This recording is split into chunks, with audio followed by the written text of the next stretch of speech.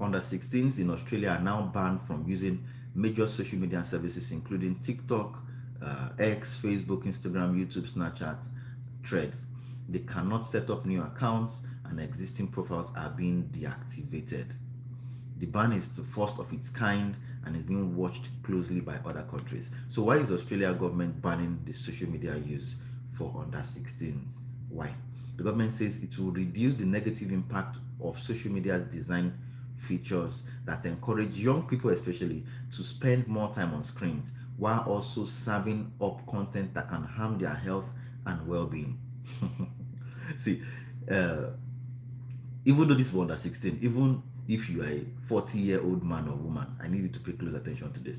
It says a study it commissioned earlier in 2025 found that 96% of children aged 10 to 15 use social media, and that 7 out of them had been exposed to harmful content. This included misogynistic and violent materials, as well as content promoting eating disorders and suicide. 1 in 7 also reported experiencing grooming type behavior from adults or older children, and more than half said that they've been victim of cyberbullying. Can you hear that? That is the report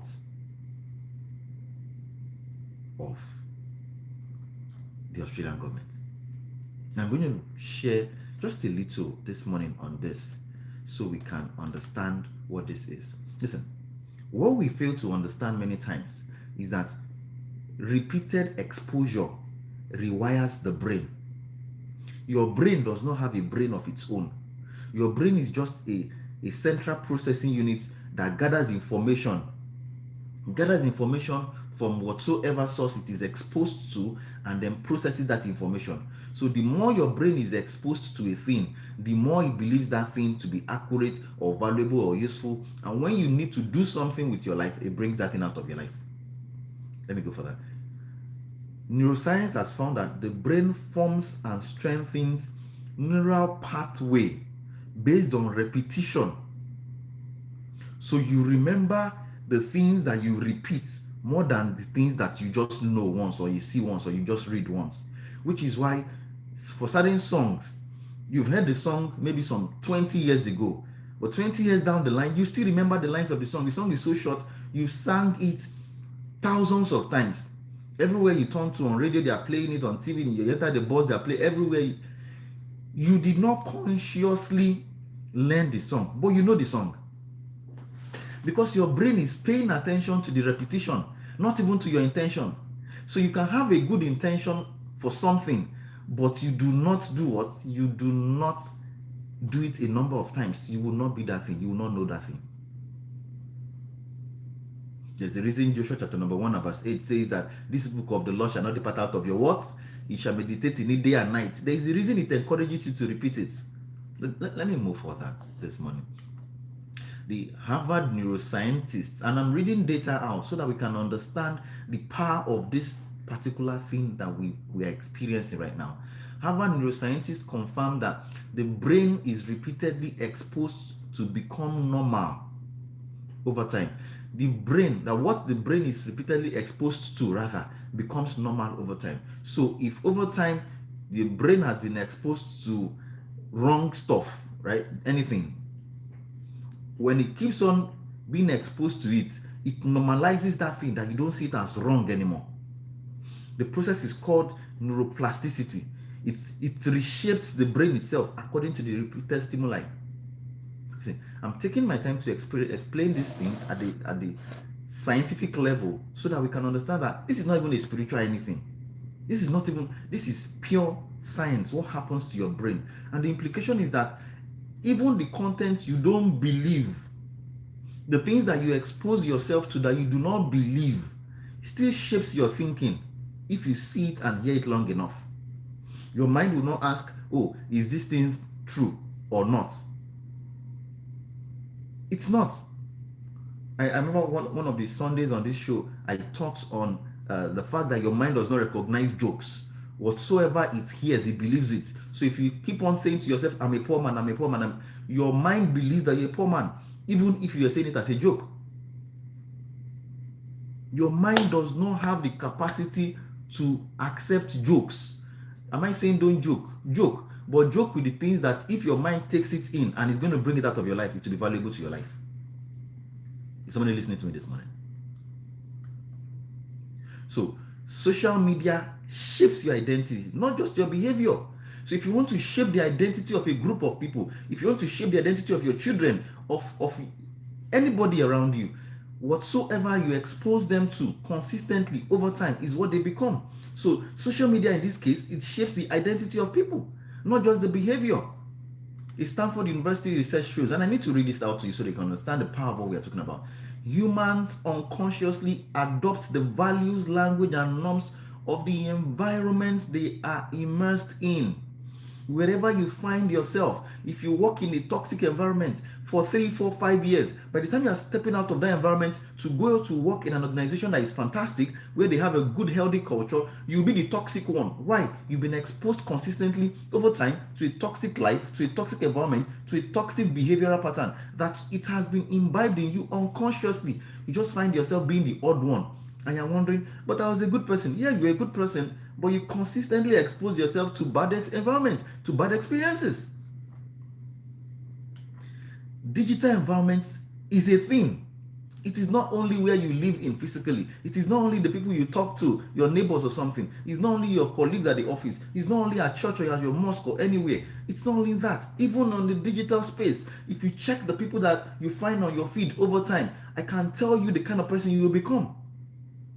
Because when you keep on listening to them, seeing them, listening to them, seeing them, day in, day out, as it progresses, you will realize that you begin to speak like those people. You begin to think like those people. If you're an intelligent person and you subject yourself to listening to mediocre conversations, in a matter of time, you begin to have mediocre thoughts. Because the intelligence you have is a product of what has been put in you over time. So the mediocre you're going to have will be a product of what you now expose yourself to.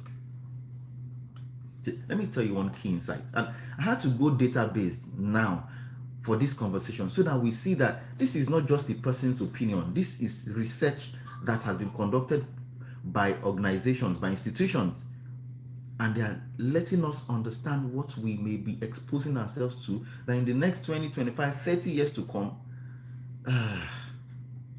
if somebody is listening to me this morning, it says the average person checks their phone 96 to 150 times per day. 96 to 150 times per day. That means hundreds of micro messages are shaping your belief systems daily. Hundreds of micro messages. Hundreds of them. You wake up in the morning, before you can say Jack Robinson, you picked up your phone, you're scrolling through your phone, you're already on TikTok or Instagram or Facebook or Threads or X or whatever it is, and you are filling yourself up with things you have no control over. People do not just scroll. It is the content that is scrolling.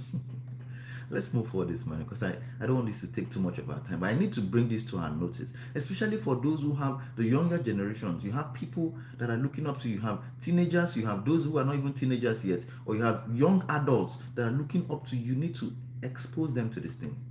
Let me share with you the mental impact, especially on young minds. Anxiety, depression, comparison culture, which is a big thing nowadays. Heavy use of social media has been linked to increased anxiety, depression, low self-esteem, chronic dissatisfaction, because you have exposed yourself long enough to the highlights of some people's lives. They post on their social media the good things that are happening to them, the good part of their life, and then that is what you expect your own day-to-day to be.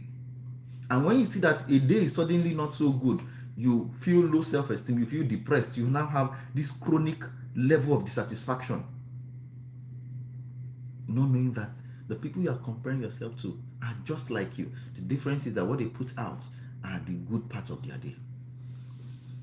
There's a notable stat that says that teenagers who spend 3+ hours, meaning they spend more than 3 hours daily on social media, are 2 times more likely to experience mental health challenges. Is somebody with me?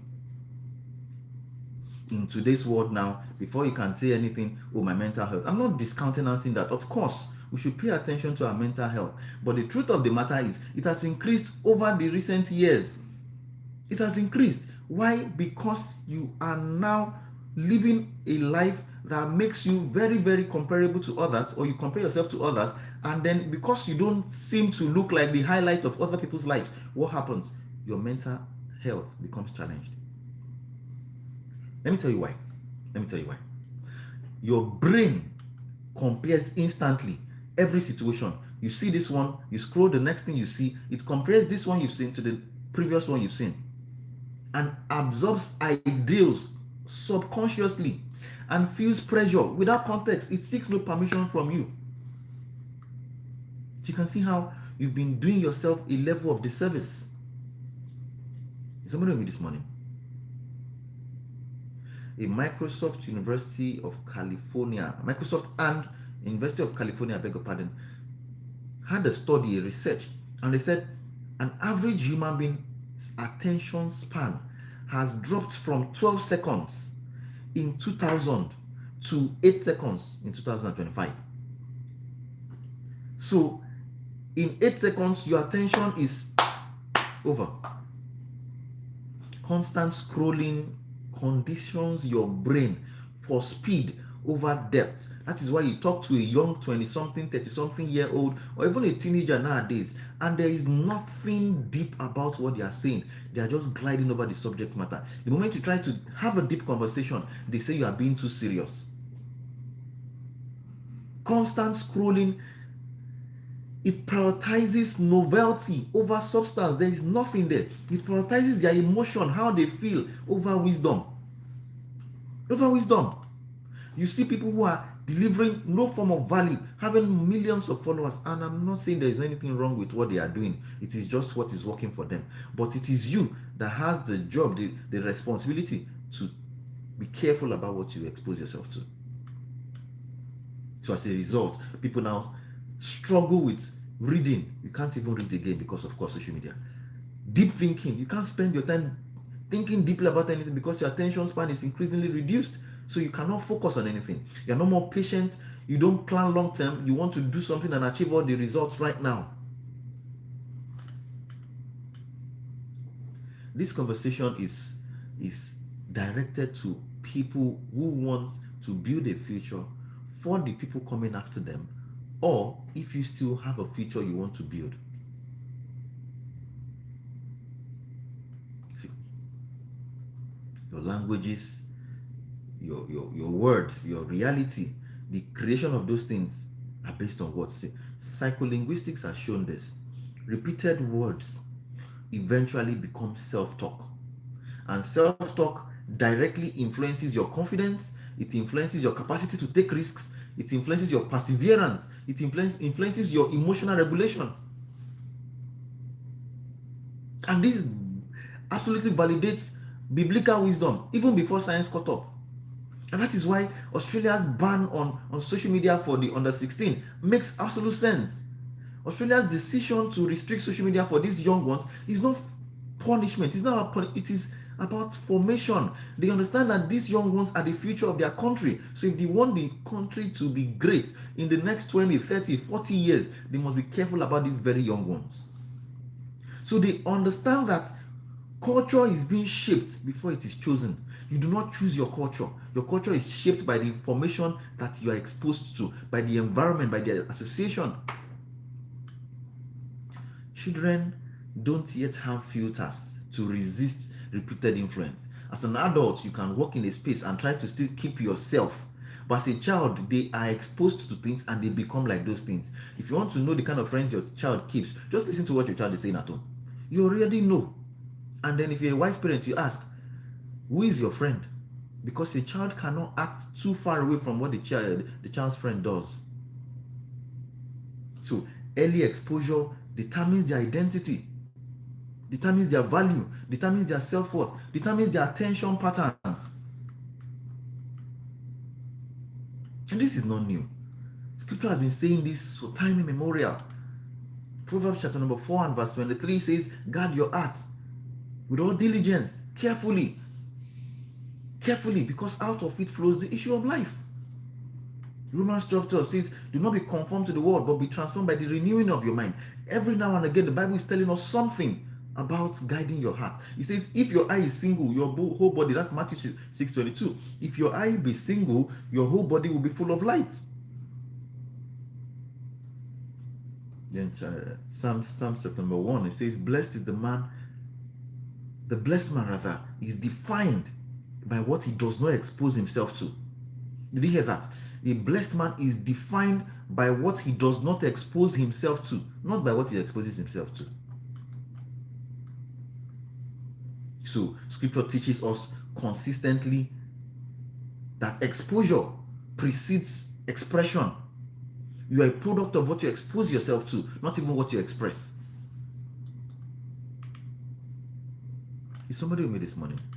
As I'm going to bring this to a close shortly, I'm just going to share practical applications that you can take and see what I'm saying. Audit what enters your life. Audit what you hear. Audit what you see. Audit your conversations. If you see a conversation is not healthy, step back. It is not pride, it is wisdom. It is wisdom. Reduce or replace passive consumption with deliberate feeding. There was a time when I picked up my Instagram and I checked everyone I was following, and I was unfollowing anybody that was saying nonsense. I was unfollowing each of them because I wanted to carefully curate the things I would expose my head to, my mind to, my ears to. If you don't choose the people that you listen to, the things that you listen to, the places that you go, you are indirectly, if you don't choose them consciously, you are indirectly choosing them unconsciously. So if a developed nation like Australia can ban social media for underage kids, see, it's not religion. It is not even an overreaction. It's not fear. It is understanding how the human mind works, and you are no exception. If you do not take care, if you keep on exposing even your own self to these things, you will see the results 10 years from now. You see the results. Is somebody with me this morning? Your life today is not an accident. Your life today is a result of the years of inputs, the conversations, the music, the video, even social media, the environment, the words spoken over you, the words you've spoken over yourself. Your mind is not a filter. It is a processor. Your mind does not have a mind of its own. It is just a processor. It takes in whatever you give it. So if you are wise, you take care. You take care. Be careful. Be deliberate. Be intentional about what you give it. Your mind does not argue with the input. It doesn't say, no, Yemi will not want this. It takes it in. It processes it for Yemi and brings it out of Yemi's life. So for you to Chinedu, your mind takes whatever you're giving it, it processes it and brings it out of your life. It absorbs everything. It doesn't fight anything.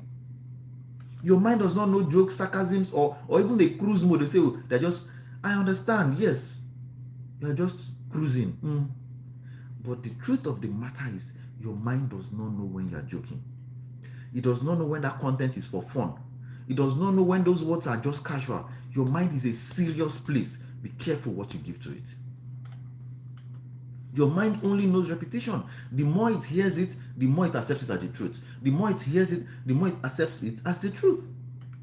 And the children are the most vulnerable because they don't have critical filters. They don't have emotional intelligence. They don't have emotional regulation. They don't have identity stability. They don't have value clarity. They don't have any of these things. So if you are not careful what you expose, if you are not careful what you expose them to, you would be forming the rest of their lives the way you don't want it to be formed. So what they see becomes normal. That is why a little child will have a bit of difficulty and he will want to commit suicide. He wants to take his own life. So the country that banned social media did not ban it because it's evil, because they didn't ban it for everybody. No, they banned it for these young ones. They restricted it because exposure before maturity can rewrite your destiny. If you expose yourself to what you don't have capacity to, it will rewrite your destiny. That is why they say culture is more powerful than laws. You want to change the lives of people, don't just give laws, you change their culture. You change their culture. I stay in an area where there's an expressway and there are 2 pedestrian bridges in that particular location. 2 pedestrian bridges on that expressway. And you see the bridges empty and people are crossing the road. The only time you see people not crossing the road is when a car bus or this whatever their name is now, when they are parked there picking and arresting people that cross the road.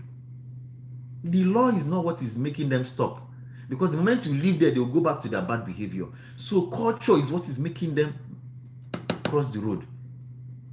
The law will just restrain their behavior temporarily, but culture will shape their behavior permanently. And what is culture? Culture is simply what people hear and see consistently. What people hear and see consistently. Do you understand what I'm saying this morning? What people hear and see consistently. So if you want to change your own life, if you want to change the life of your own kids or the people around you or the people that are paying attention to you, the people you are influencing, simply change what they see and what they hear. Simply change what they see and what they hear. The Bible has always taught this very simply. My son, Proverbs chapter number 4, verse 20-23. My son, give your attention to my words. Keep them in the midst of your heart, for out of it flows the issues of life. Give attention to my words. Keep them in the midst of your heart, because out of it flows the issues of life. Psalm chapter number 101, verse 3 says, I will set nothing wicked before my eyes. Can you see what the Bible has to say about this? The Bible understood inputs becomes output. In science, in computer science, then we'd say giggle is garbage in, garbage out. What you take in is what you get out. But the sad thing is, because you don't get it immediately, you don't know that you are doing damage to yourself. Because you are not seeing immediate results, doesn't mean that it's not happening. It goes into your life, goes into your heart, and it's being processed. The day it will come out of your heart, you will not know. You will not know. The day you will do certain things, you'll be wondering, I can't believe I did this. Oh God, why can't you believe? You have been consuming that thing over time. The reason you've not done it is not because you cannot do it, it's because you've not had the opportunity to do it. The day the opportunity presents itself, you will do it. The day the opportunity presents itself, you will do it. A child that is constantly exposed to violence normalizes aggression. If the child is not being aggressive, it's because the opportunity has not come. Maybe the person in the house, if he tries it, then will sound out. But the day is with his mates, and then the mate does anything. Do you understand me? A young adult consuming X-rated content begins to struggle with commitment and intimacy. Because why? Do you understand? A person who consistently says, oh, my life is hard. Oh, Nigeria is bad. Oh, this... The person unconsciously over time loses the energy, the will to want to keep trying. Someone who feeds daily on fear-based news lives in anxiety even when nothing is wrong. There was a time in my life when I took a decision to stop listening to the news, especially the negative ones. The moment is the news, and because many times positive things don't make news. Many times, almost all the times, when it makes news, it's negative. So I carefully curate what I listen to. Those negative news, I'll still hear them sometimes, but not intentionally. Not like I'll pay attention to it. Somebody will say it somewhere or something, I will hear it in passing. Because negative news makes you live in constant fear, as if something is going to happen. So you are sleeping and you hear bah, and then you just run up and nothing has even happened yet. So I'm going to close with this. I need to help you understand that everything around you is talking to you. Your phone is talking to you. Your playlist is talking to you. Your timeline is talking to you. Your friends are talking to you. Your jokes are talking to you.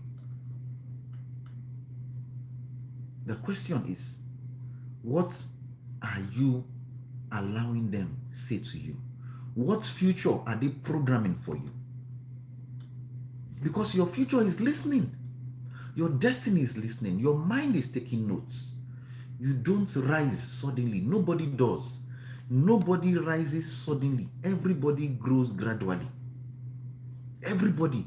So you have to pay attention and be intentional about the minute details of your life. Because those minute details put together are the ones that form the significant part of your life. Nothing shapes a life faster than repeated exposure. So if you've not heard anything I've said for the past almost 25 minutes, hear this. Hear this. Nothing shapes your life faster than repeated exposure. What you expose yourself to, what you expose your mind, expose your heart to, is what you become eventually. So audit your inputs, as I've said earlier, reduce harmful repetition. Not everything is evil, but not everything is healthy either. Not everything is evil, but not everything is healthy. All things are lawful, but not all things are expedient. That's what the Bible says. So the fact that it is not bad does not mean you should consume it. So if it enters your heart, your ears, and enters your eyes, it enters your heart. And if it can enter your heart, it will enter your life, shaping you. So intentionally replace these inputs. Don't just remove them. Don't just say, "Oh, I'm not going to do this anymore." No, find something else to replace it with. Find something else to replace it, and be careful what you joke about. Your mind is not laughing. What is it doing? It's recording. Your mind is recording every time. So Australia as a country, for instance, didn't just ban the use of social media for their underage kids because of today.